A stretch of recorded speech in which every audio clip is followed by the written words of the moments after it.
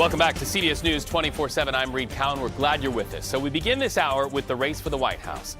Vice President Kamala Harris and former President Donald Trump making their way to Wisconsin today after blitzing those battleground states across the Southwest. The two of them set to hold dueling rallies in Milwaukee, all in an effort to get out the vote with just 4 days left until Election Day. And look at this video to our monitors showing lines at polling places. You're looking at Texas, Oklahoma, and Pennsylvania. Democracy in action, people voicing their choice. More than 60 million people already cast their ballots for what many say could be the most consequential U.S. election in recent history. Donald Trump, though, today taking criticism for using language talking about one of his biggest detractors that some say is violent. Trump had words for former Congresswoman Liz Cheney during a fireside chat with Tucker Carlson last night. You listen, you decide. His daughter is a very dumb individual, very dumb. She's a radical war hawk. Let's put her with a rifle standing there with 9 barrels shooting at her, okay? Let's see how she feels about it. You know, when the guns are trained on her face. You know, they're all war hawks when they're sitting in Washington in a nice building saying, oh, gee, let's send 10,000 troops right into the mouth of the enemy. Liz Cheney responding to those comments from Trump in a post on X, formerly known as Twitter, saying, quote, "This is how dictators destroy free nations. They threaten those who speak against them with death. We cannot," she says, "entrust our country and our freedom to a petty, vindictive, cruel, unstable man who wants to be a tyrant," close quote. And gloves off. So to talk about this escalation, let's bring in CBS News campaign reporter Jake Rosen. Jake, Trump seems to be ramping up his rhetoric against his opponents in the final week of campaigning. Does this help him with his base, and does it help him with undecided voters out there?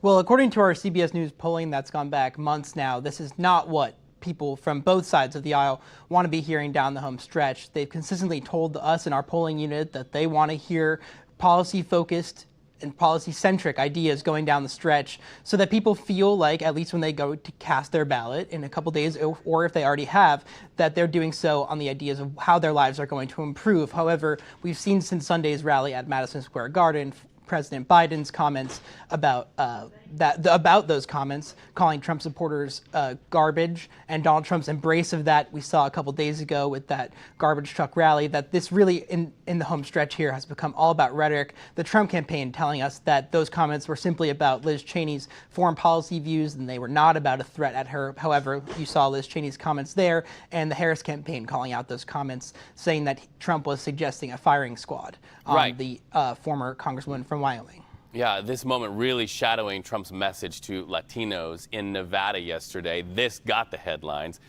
Let's talk about those voters, those Latino voters, not only in Nevada, but all over the United States. How crucial are they to Donald Trump if he wants to win?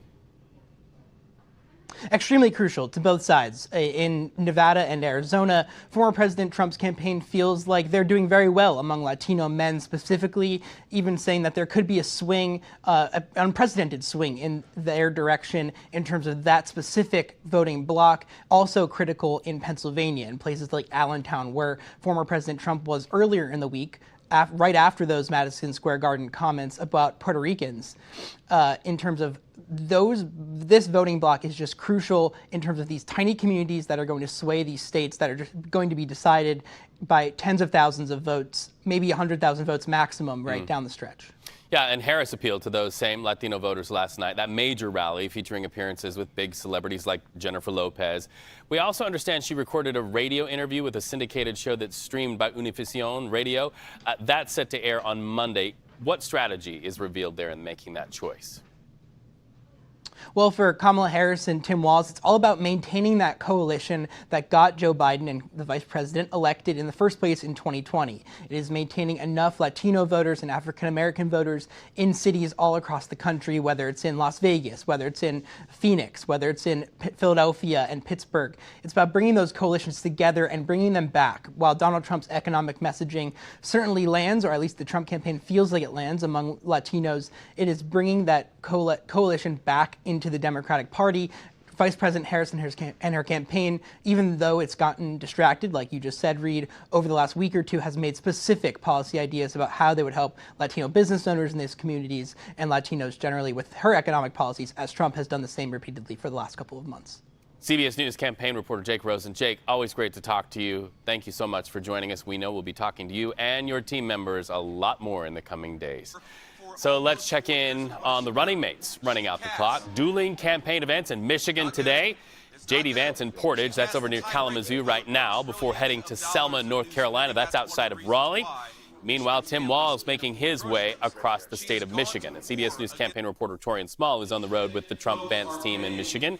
Taurean, we're in these final hours when we really start to see the choices reveal a strategy. The words reveal a strategy. What do you expect to be revealed by way of strategy from where they are and what they're saying today? Well, Reed, Donald Trump's running mate, J.D. Vance, is focusing on the two I's, immigration and inflation, in his closing arguments. He's been, over the past couple of weeks, really zeroing in on the fact that Kamala Harris is a part of the Biden administration. So, in his words, as much as she tries to distance herself from his record, from record inflation, he is looking to tether it completely to her and remind that to voters as they head to the polls. On immigration, J.D. Vance has been taking this message across the country, especially out west, where we're heading tomorrow for a rally in Las Vegas. And speaking directly to Latino voters, they are saying illegal immigration is your problem, not just a problem for the country. So he's looking to pit Latinos versus undocumented immigrants together as part of the central mission, or central message rather, for the Trump-Vance campaign moving forward. All right, in his interview with podcaster Joe Rogan, some people call him Bro Rogan, this morning, what are some key takeaways from what was said there?